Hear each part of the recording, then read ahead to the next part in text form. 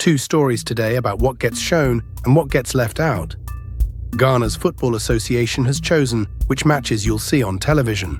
Scientists have found what the old masters mixed into their paint: egg yolk, hidden in oil for 500 years. Both are about selection. Someone always decides what makes it to the surface. The new Ghana Premier League season will kick off with live television coverage.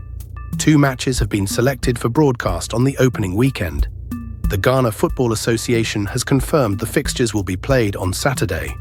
Both games will be shown live. It's the start of the 2026-27 campaign.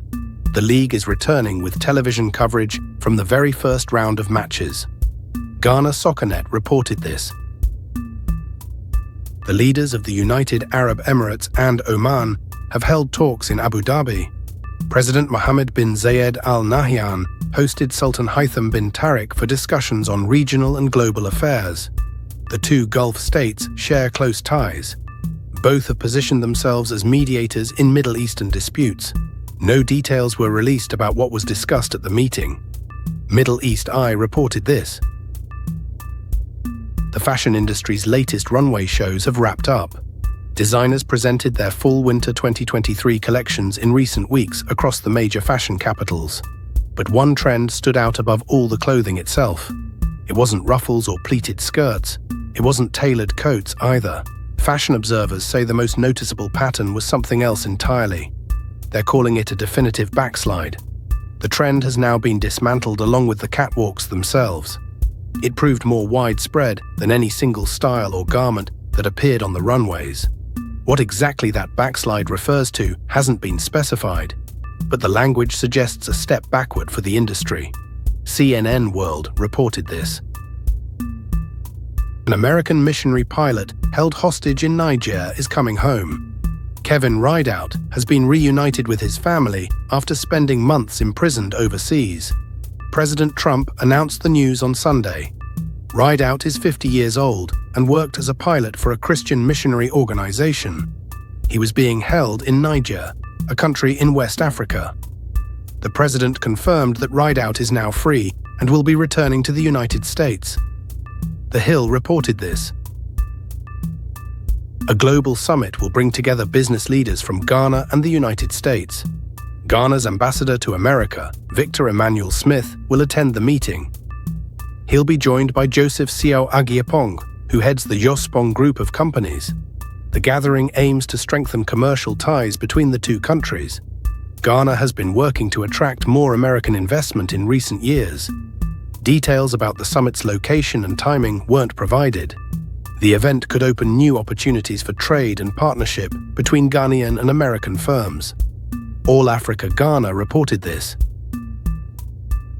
Ghana's ambassador and business leaders head to a summit in the United States. Now to Sydney. Police are looking into an incident involving players from the Swans football club. Police are investigating an incident at a Melbourne hotel involving professional footballers. Officers were called to a hotel in East Melbourne in the early hours of Monday morning. Players from the Sydney Swans were involved in the alleged incident. The investigation is ongoing. The nature of what occurred has not been disclosed by police. The Sydney Swans are one of the top teams in the Australian Football League. SBS Australia reported this.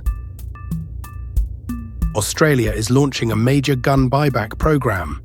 New South Wales will be the first state to offer the scheme, paying gun owners up to $700 for each weapon they turn in. The program follows a terror attack at Bondi Beach. Officials are calling it sensible gun reform. New South Wales is setting the template. Other Australian states could follow, though that hasn't been announced yet. The buyback aims to reduce the number of firearms in private hands across the state. Fox News reported this. Football fans in Ghana will know which matches they can watch when the new season begins. The Football Association has released the television schedule for the opening weekend of the Premier League in September. 2 games have been selected for broadcast on Saturday. The matches will be shown across designated platforms, though the association has not yet said which fixtures have been chosen or which broadcasters will carry them.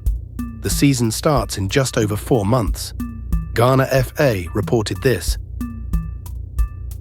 Some of the world's most famous paintings may contain a surprising secret ingredient. A new study has found that old masters likely mixed proteins into their oil paints. The proteins came especially from egg yolk. The research looked at works by Leonardo da Vinci, Sandro Botticelli, and Rembrandt. The discovery helps explain techniques used by these artists centuries ago. It shows they were experimenting with their materials in ways that weren't previously understood. The finding gives art historians and conservators new insight into how these masterpieces were created. CNN World reported this. A chain of private plasma donation clinics in Canada has stopped taking donations. The company running them is called Grifols. 2 donors have died. The pause is temporary. The Canadian government has opened a new investigation into what happened. Grifols operates the clinics as a private chain. Plasma is the liquid part of blood used to make medical treatments. The company has not said how the 2 donors died or when the deaths occurred. The investigation is now underway. Guardian World reported this.